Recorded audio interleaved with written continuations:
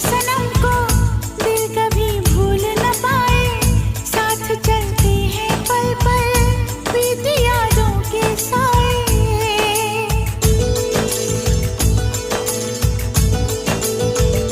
चांद तारे बुझ जाए, रात काली हो जाए, एक दिल वरना हो तो दुनिया खाली हो जाए। हर लम्हा